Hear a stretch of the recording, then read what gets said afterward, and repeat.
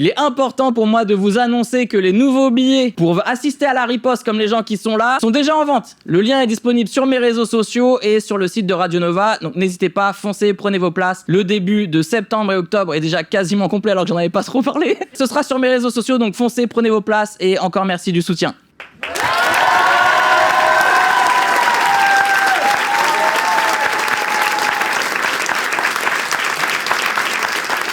Alors que vient d'être votée l'abrogation du code noir, soit une bonne nouvelle, bah si, quand t'as un cerveau qui fonctionne, c'est une bonne nouvelle normalement.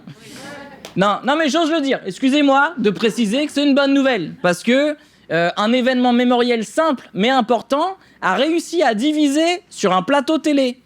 À votre avis, sur quelle chaîne ? C'est Booz, exactement. Écoutons comment ils en ont parlé. Les députés s'apprêtent à voter ce jeudi pour l'abrogation du Code noir et l'ensemble des textes ayant réglementé l'esclavage dans les colonies françaises, jamais formellement abrogés après 1848.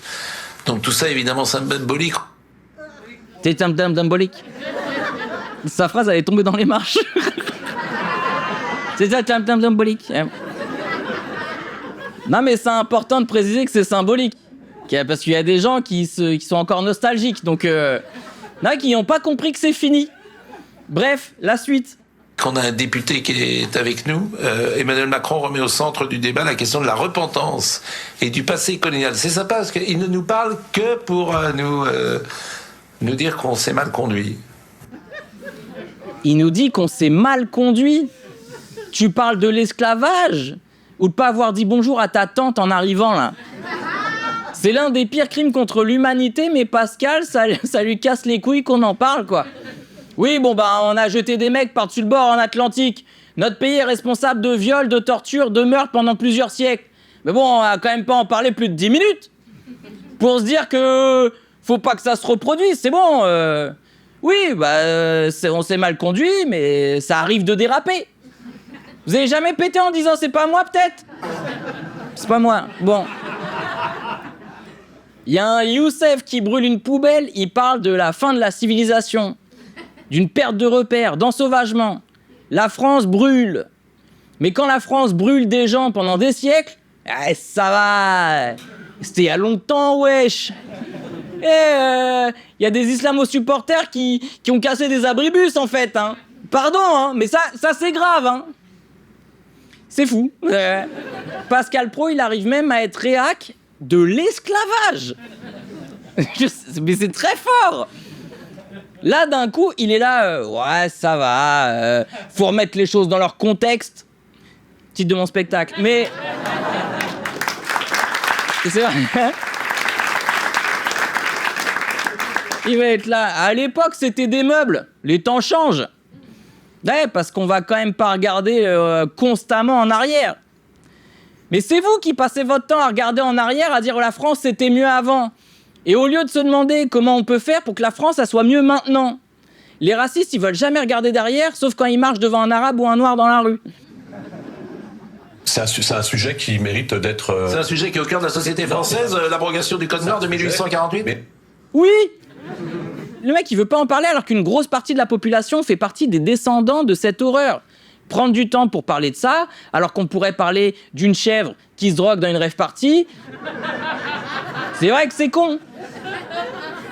Bah excusez-moi, mais c'est un sujet qui concerne la société française. Ils ont drogué sa chèvre. Ils ont drogué sa chèvre. Voilà. Ça, c'est les sujets qui préoccupent les Français. Bref, on en dit quoi sur le plateau ? Et j'ai du mal à voir quel est selon vous le symbole derrière de cette abrogation aujourd'hui. Donc Magali Chalet, elle a du mal à voir le symbole de l'abrogation du Code noir qui a réglementé la vie des esclaves en France. Non, bah, attendez, elle comprend pas, elle y arrive pas. Elle comprend pas le symbole, la magaloche. Elle lit l'info et elle se dit, bah, pourquoi maintenant ? Francky Vincent, il vient de sortir un son. C'est marrant, il t'explique que le problème d'abroger cette loi maintenant, c'est le symbole, et en même temps, ils te disent, on a du mal à voir le symbole. Les personnes qui en souffrent aussi aujourd'hui, génération après génération. Il y a des gens qui souffrent du Code noir aujourd'hui ? Est-ce qu'on peut encore poser des questions? Excusez-moi. Il pose la question. Avant l'abrogation qui a été votée la semaine dernière, donc en 2026, le code noir était encore dans les textes de loi françaises. Un texte définissant les esclaves noirs comme des meubles. Le gars, il demande pourquoi c'était important que tous les citoyens noirs et afrodescendants des Antilles ils veuillent retirer ça.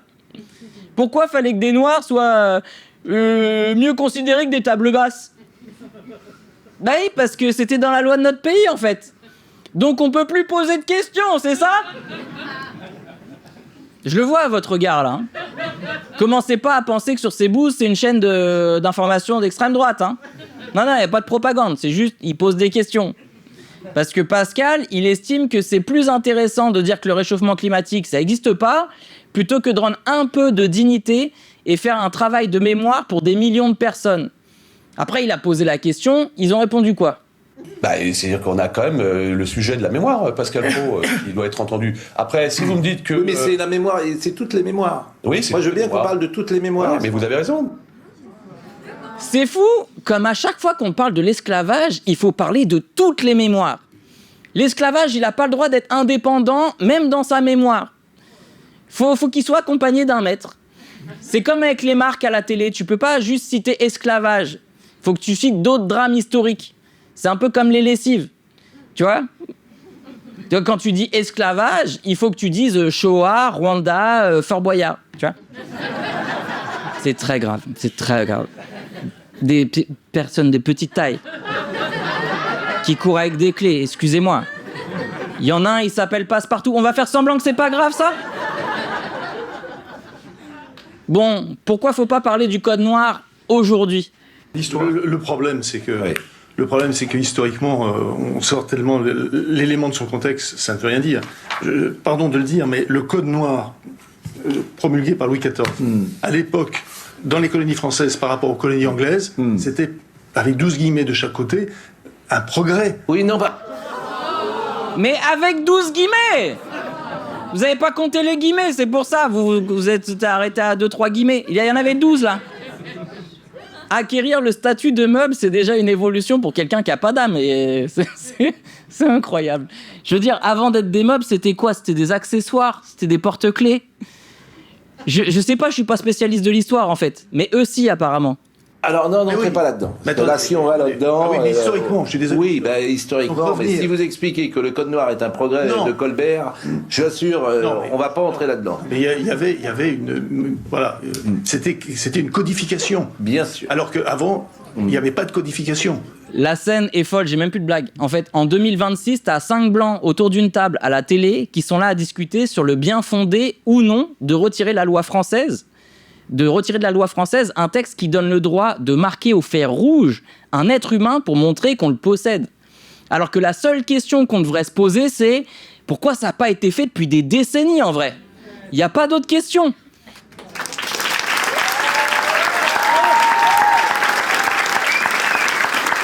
Ouais.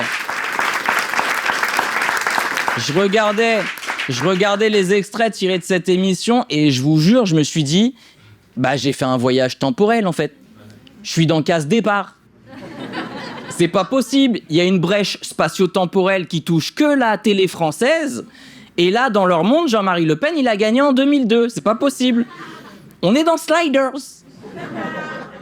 Les mondes parallèles. Bon. Dans n'importe quel SF, là, on est sur une uchronie. Mais dans notre réalité, on est simplement en Macronie. Ouais, c'est bien écrit. C'est bien écrit. Allez, cette semaine, je suis tombé sur un documentaire avec un journaliste qui a demandé à des gens normaux, un petit peu âgés, donc peut-être d'extrême droite, ce qu'ils pensent des migrants. Mais il y en a beaucoup trop. Ah. Ils prennent davantage que nous. On la paye. Ces messieurs-là, n'est-ce pas? Parce qu'ils viennent d'étrangers, ils sont payés. Et vous pas? Et nous, on est moins payés qu'eux, puis c'est tout. Ah merde, les étrangers, ils bossent plus du coup. Ce sont des feignants. Des incapables et des feignants. Ah merde, les étrangers, ils bossent pas du coup. Les sentiments qu'on n'est plus chez soi. Ah merde, comment ça se fait, ils font quoi? Ils chantent, Et on ne peut pas leur dire d'arrêter. Mais ça vous dérange personnellement? Ça nous dérange, c'est sûr, parce qu'ils nous pointent de haut. Alors on fait une remarque, ils nous pointent de haut. Ah merde! Quoi d'autre? N'ont absolument pas la même mentalité que nous. Et ils feront absolument la masse. C'est eux qui nous commanderont et non pas nous qui les commanderons sous. Eh bien moi, oui. Moi, je suis fermement contre. J'ai dit, peuvent tous partir. Donc je résume. Les migrants sont trop nombreux, fainéants, incapables, mais malgré ça, ils vont nous commander tout en faisant trop de bruit parce qu'ils chantent. J'ai un bon esprit de synthèse, excusez-moi. C'est fou comme ces gens parlent des Italiens. Oui, j'ai oublié de préciser, ces commentaires datent de 1964. Et je m'étais dit que ça serait intéressant de montrer à certaines générations comment on parlait des Italiens avant l'arrivée d'autres vagues de migration. Il y a plein de générations qui ont oublié que le racisme n'a rien à voir avec un arabe ou pas, musulman ou pas, noir ou pas, asiatique ou pas.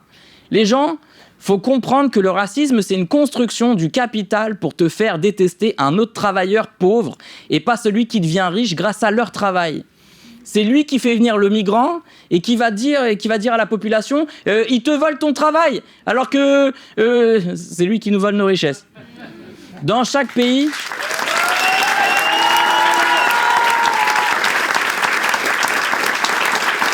Ouais.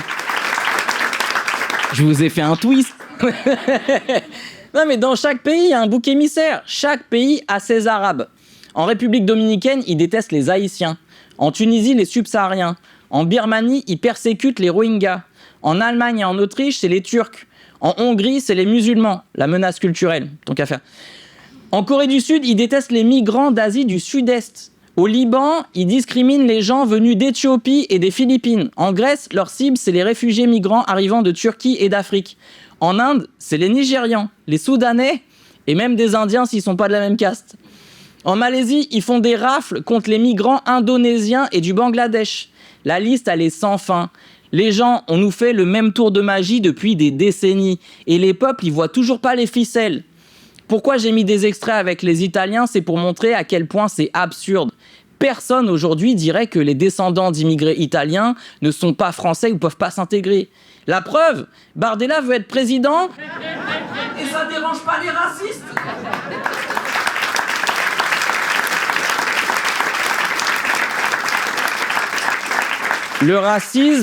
Le racisme, c'est juste une construction mentale qui permet de manipuler la population. Et vous savez qui manipule la population? Ni les Arabes, ni les Italiens. C'est les hommes lézards. C'était pour voir si vous suiviez. Bon.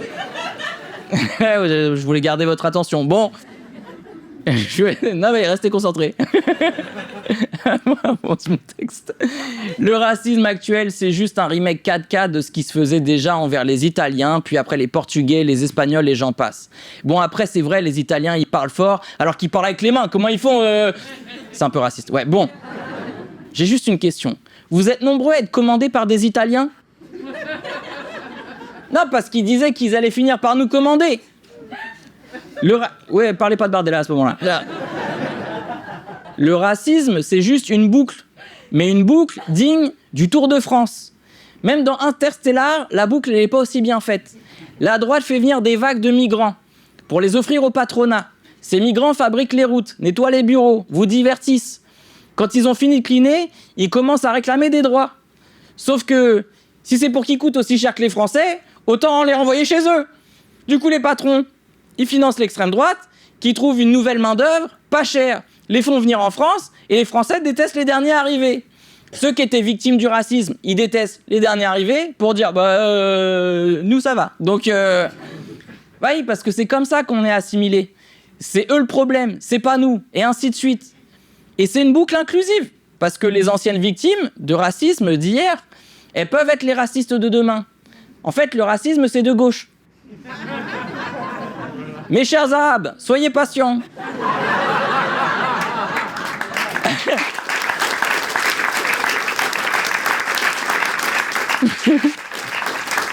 Un jour viendra où plus personne ne vous fera chier. Et ce jour-là, vous aussi, vous pourrez être raciste. Envers un peuple opprimé encore plus. C'est ça la dernière étape pour être complètement accepté dans un pays. T'as kiffé? Alors prends ta place pour mon spectacle ou la riposte, les liens sont dans ma bio.